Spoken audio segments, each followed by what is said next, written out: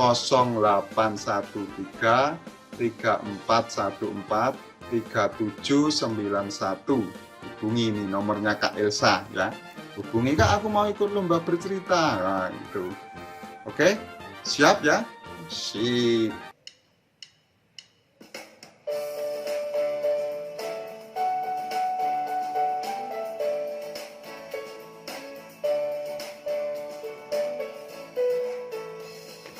Baca kitab suci, doa tiap hari, doa tiap hari, doa tiap hari. Baca kitab suci, doa tiap hari kalau mau tumbuh.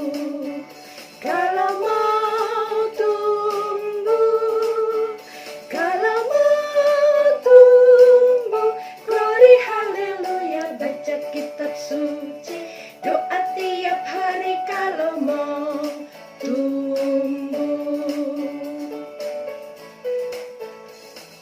Baca kitab suci, doa tiap hari, doa tiap hari, doa tiap hari.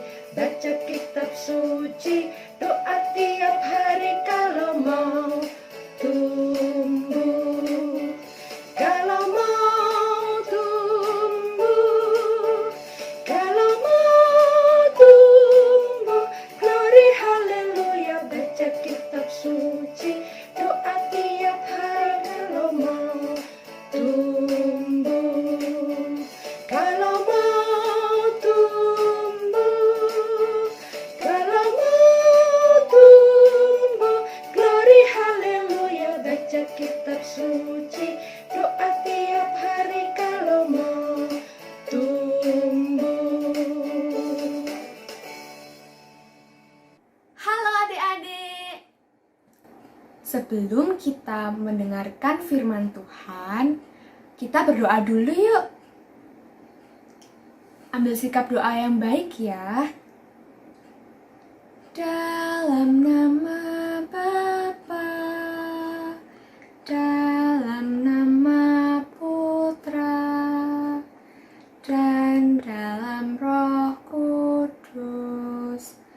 Amin, amin. Ya Bapa, kami anak-anak-Mu datang menghadap Engkau untuk mendengarkan firman-Mu. Kami percaya bahwa firman-Mu pelita bagi kaki kami dan terang bagi jalan kami. Dengan firman-Mu, Engkau senantiasa membimbing kami untuk hidup sebagai anak-anak-Mu. Karena itu, kami mohon kepadamu, ya Bapa, utuslah Roh Kudus-Mu untuk menerangi hati dan budi kami, supaya kami dapat memahami firman yang Kau sampaikan kepada kami. Demi Kristus, Tuhan dan pengantara kami. Amin.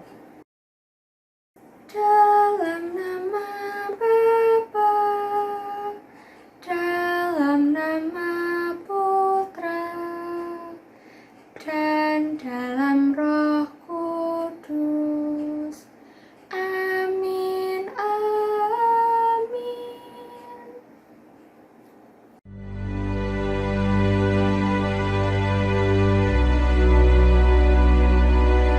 Ada seorang yang sedang sakit, namanya Lazarus. Ia tinggal di Betania, kampung Maria dan adiknya Marta. Maria ialah perempuan yang pernah meminyaki kaki Tuhan dengan minyak mur dan menyekanya dengan rambutnya. Dan Lazarus yang sakit itu adalah saudaranya. Kedua perempuan itu mengirim kabar kepada Yesus. Tuhan, dia yang Engkau kasihi sakit. Ketika Yesus mendengar kabar itu, ia berkata, penyakit itu tidak akan membawa kematian, tetapi akan menyatakan kemuliaan Allah. Sebab oleh penyakit itu, Anak Allah akan dimuliakan. Yesus memang mengasihi Marta dan kakaknya dan Lazarus. Namun setelah didengarnya bahwa Lazarus sakit, ia sengaja tinggal 2 hari lagi di tempat di mana ia berada.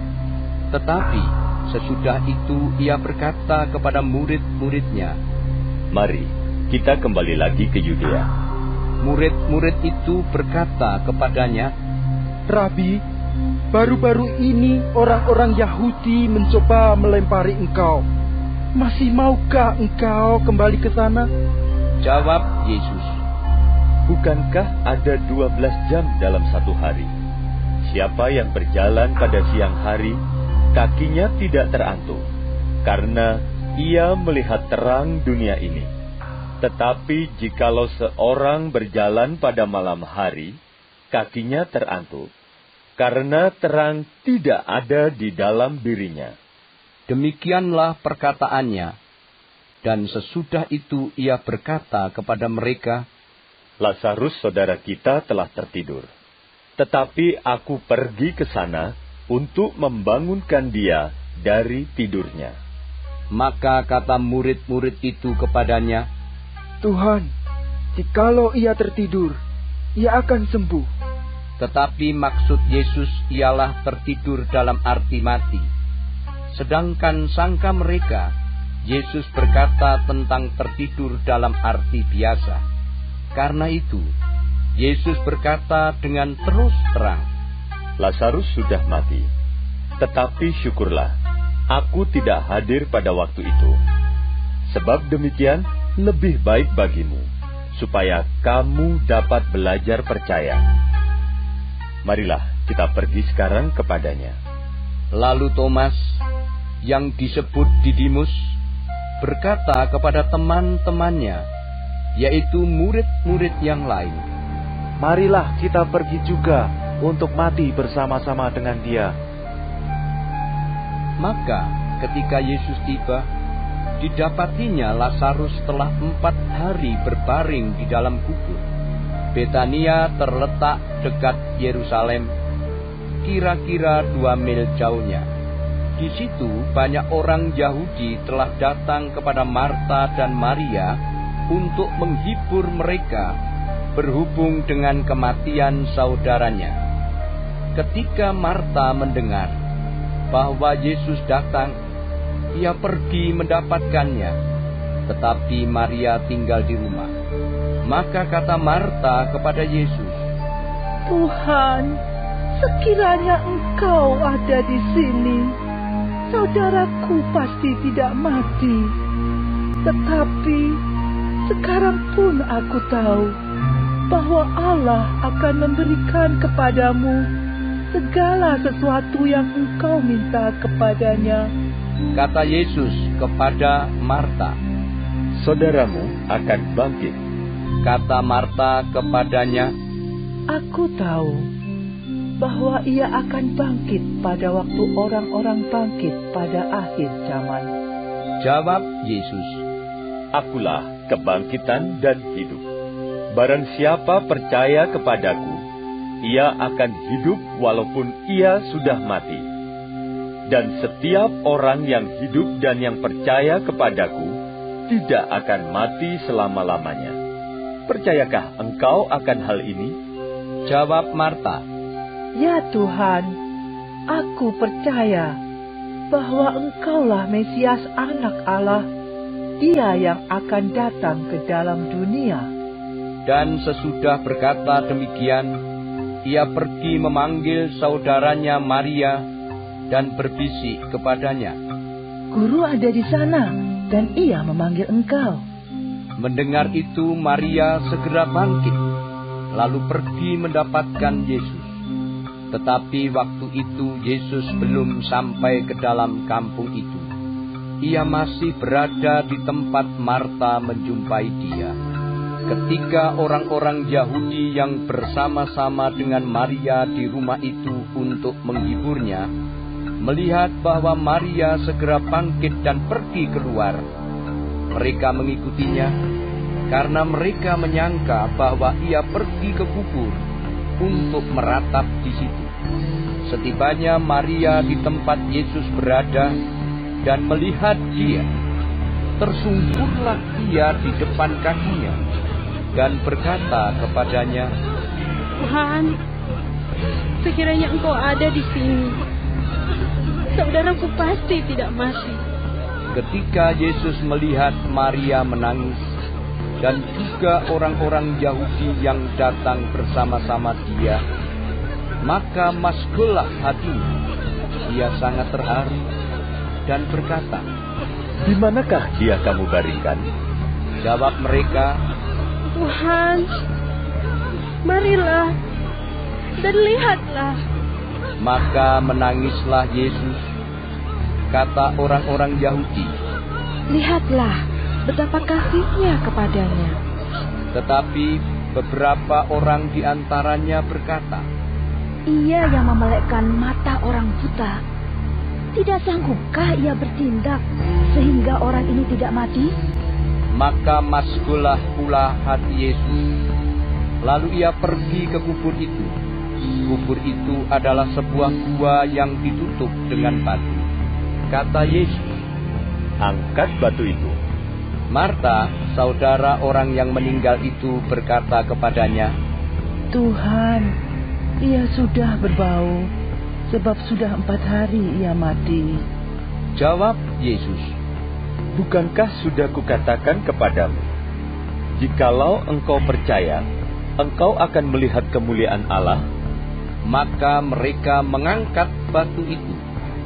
Lalu Yesus menengadah ke atas dan berkata, "Bapa, aku mengucap syukur kepadamu, karena engkau telah mendengarkan aku. Aku tahu bahwa engkau selalu mendengarkan aku. Tetapi, oleh karena orang banyak yang berdiri di sini mengelilingi aku mengatakannya, supaya mereka percaya bahwa engkaulah yang telah mengutus aku." Dan sesudah berkata demikian, berserulah ia dengan suara keras, "Lazarus, marilah keluar." Orang yang telah mati itu datang keluar. Kaki dan tangannya masih terikat dengan kain kapan, dan mukanya tertutup dengan kain peluk. Kata Yesus kepada mereka, "Bukalah kain-kain itu, dan biarkan ia pergi." banyak di antara orang-orang Yahudi yang datang melawat Maria, dan yang menyaksikan sendiri apa yang telah dibuat Yesus, percaya kepadanya. Selamat pagi adik-adik. Jumpa lagi dengan kakak Ratna. Adik-adik yang manis, tadi sudah mendengarkan sabda Tuhan bukan? Coba, tadi apa yang didengarkan? Betul sekali. Tuhan mengajak kita untuk mengasihi, untuk kita lebih percaya. Apa contohnya tadi? Lazarus sakit dan akhirnya meninggal. Di sekeliling mereka tidak percaya bahwa nanti Lazarus akan dikasihi Tuhan dan dia hidup lagi. Nah, adik-adik yang manis, coba sekarang, siapa yang pernah sakit? Oh, banyak.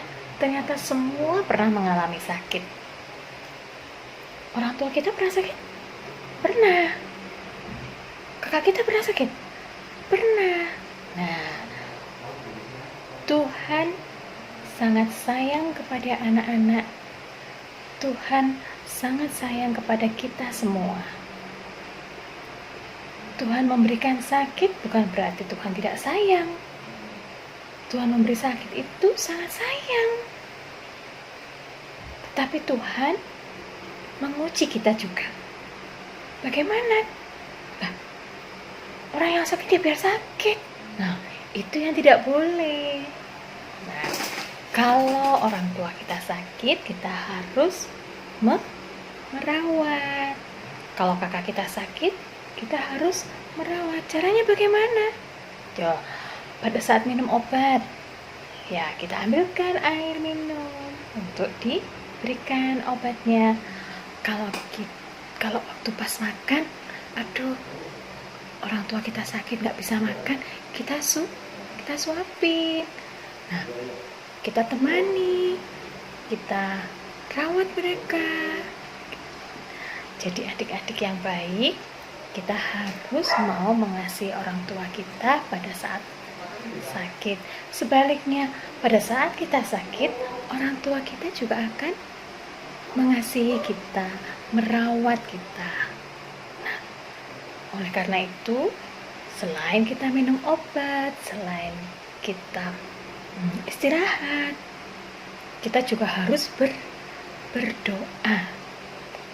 Karena berdoa itu sangat-sangat membantu. Kalau kita tidak percaya pada Tuhan, kita tidak akan sembuh. Sama seperti Lazarus tadi.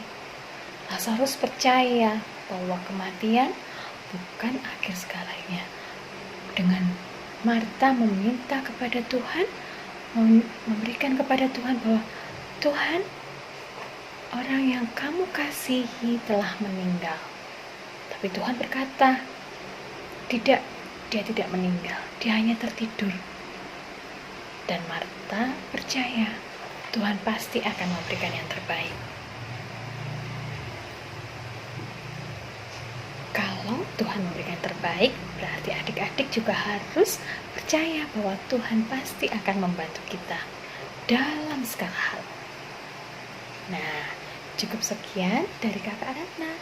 Semoga kita yang sehat dan kita yang diberikan kekuatan oleh Tuhan, kita berikan yang paling baik.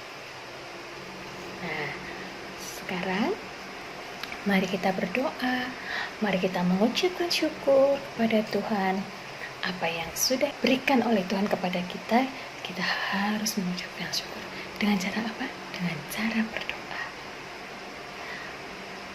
Sekian dulu adik-adik. Nanti kita lanjut lagi ya. Salam sejahtera buat kita semua. Berkah dalam. Waktunya kreativitas. Nah, teman-teman, tadi sudah dikasih contoh sama Tuhan Yesus kalau kita harus menjadi teman, menjadi sahabat bagi yang kehilangan.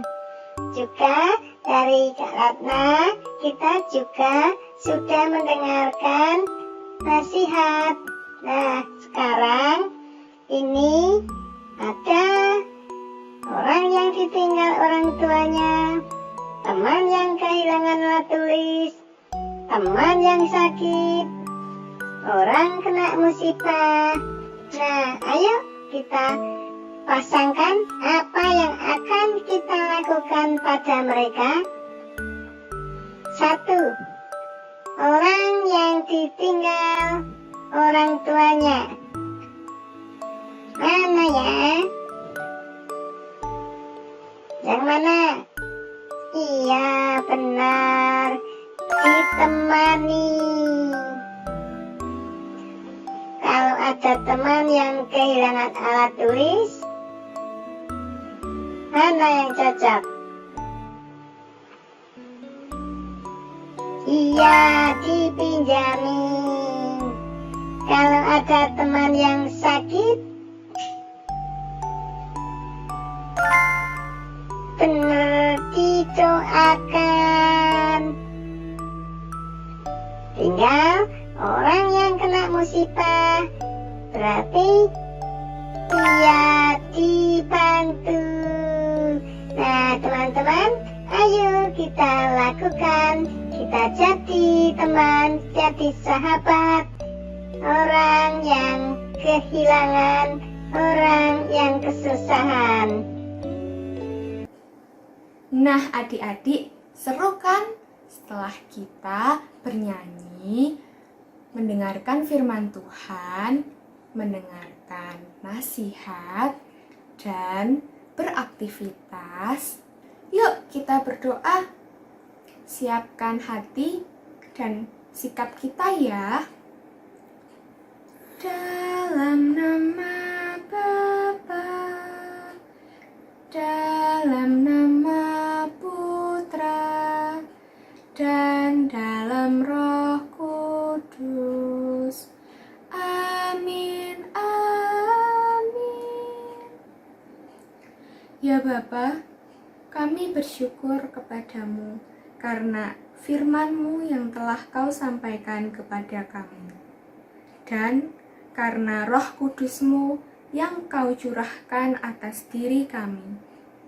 Bantulah kami supaya firman-Mu yang Kau taburkan dalam diri kami senantiasa membimbing kami untuk hidup sebagai anak-anak-Mu. Kobarkanlah dalam diri kami kasih kepadamu dan kepada sesama kami, supaya kami senantiasa mengasihi Engkau, Bapa kami, dan mengasihi sesama kami. Demi Kristus Tuhan kami. Amin. Dalam nama Bapa, dalam nama Putra, dan dalam Roh Kudus.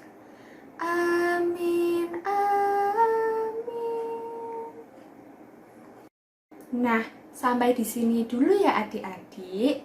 Jangan lupa, kita jumpa lagi dalam kegiatan yang sama minggu depan.